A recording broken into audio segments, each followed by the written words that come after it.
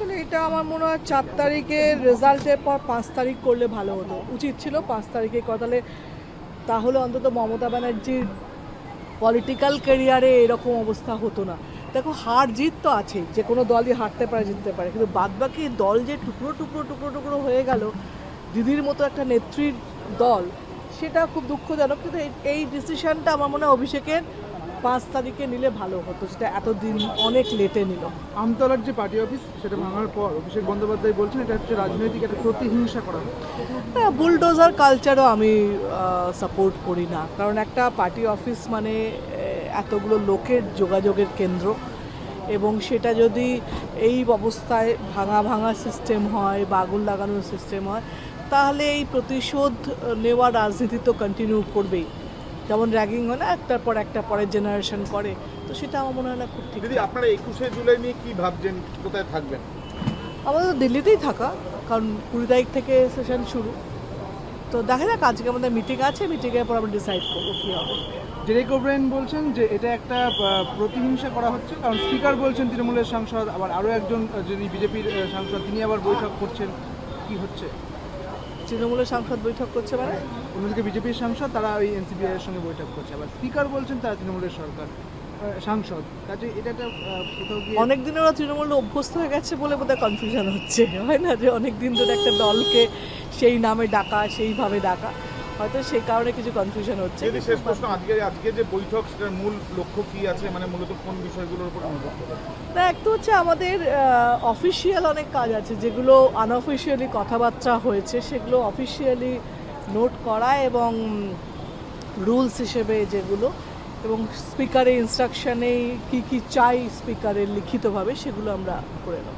हिंदी कोई नहीं, हिंदी कोई वापस आए मैं पदत्याग करूंगा क्या कोई विषय नहीं। ये 4 तारीख जब रिज़ल्ट आउट हुआ, 5 तारीख ये करने से अच्छा होता, तो फिर ममता बनर्जी का जो ज़िंदगी का इतना इतना लड़के जो पॉलिटिकल पार्टी बनाया था, उसका हाल ये नहीं होता। हार जीत तो हो सकते, कोई भी पार्टी जीत सकते, कोई भी पार्टी हार सकता है, हारने से ये रिज़ल्ट नहीं होता।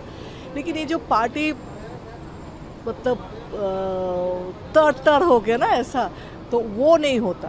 अगर अभिषेक बनर्जी ये डिसीजन 5 तारीख लेते, मुझे लगता है ये बहुत लेट हो गया।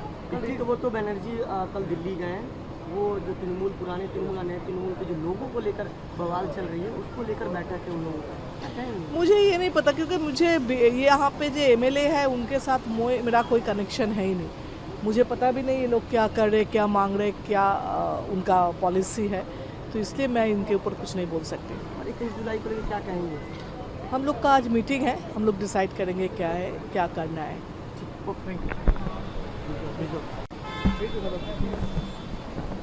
আমি সঠিক, আমি সঠিক।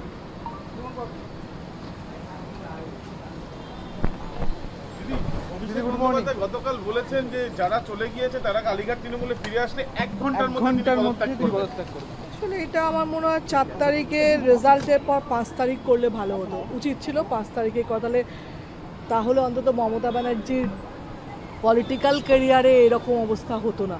দেখো, হার জিত তো আছে, যে কোনো দলই হারতে পারে, জিততে পারে, কিন্তু বাদবাকি দল যে টুকরো টুকরো টুকরো টুকরো হয়ে গেল, দিদির মতো একটা নেত্রীর দল, সেটা খুব দুঃখজনক। কিন্তু এই ডিসিশনটা আমার মনে হয় অভিষেকের 5 তারিখে নিলে ভালো হতো, সেটা এতদিন অনেক লেটে নিল।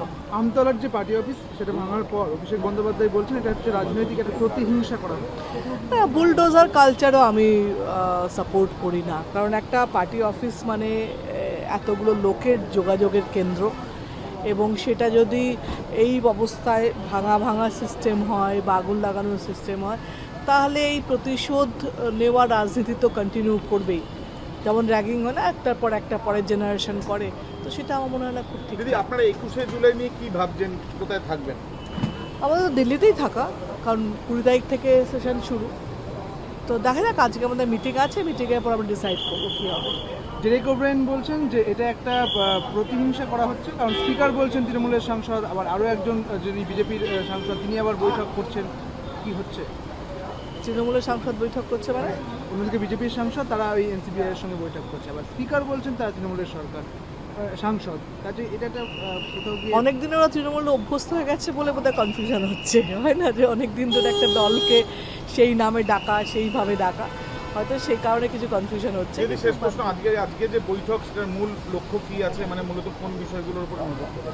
না, এক তো হচ্ছে আমাদের অফিসিয়াল অনেক কাজ আছে, যেগুলো আনঅফিসিয়ালি কথাবার্তা হয়েছে সেগুলো অফিসিয়ালি নোট করা এবং রুলস হিসেবে যেগুলো, এবং স্পিকারের ইনস্ট্রাকশনে কি কি চাই স্পিকারের লিখিতভাবে সেগুলো আমরা করে নেব। ये हिंदी कोई नहीं, हिंदी ये कोई वापस आए मैं पदत्याग करूंगा क्या कोई विषय नहीं। ये 4 तारीख जब रिज़ल्ट आउट हुआ, 5 तारीख ये करने से अच्छा होता।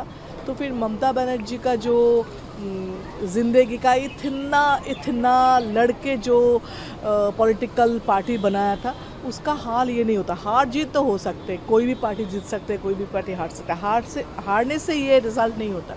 लेकिन ये जो पार्टी मतलब तर हो गया ना ऐसा, तो वो नहीं होता। अगर अभिषेक बनर्जी ये डिसीजन 5 तारीख लेते, मुझे लगता है ये बहुत लेट हो गया। तो वो तो बनर्जी कल दिल्ली गए हैं, वो जो तृणमूल पुराने तृणमूल नए तृणमूल के जो लोगों को लेकर बवाल चल रही है उसको लेकर बैठक है उन लोगों का, क्या कहेंगे? मुझे ये नहीं पता, क्योंकि मुझे ये यहाँ पे जो एमएलए है उनके साथ मेरा कोई कनेक्शन है ही नहीं।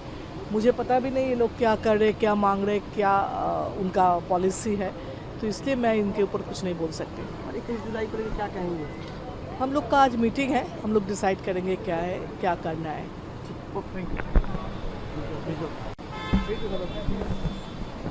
তাহলে আমি সঠিক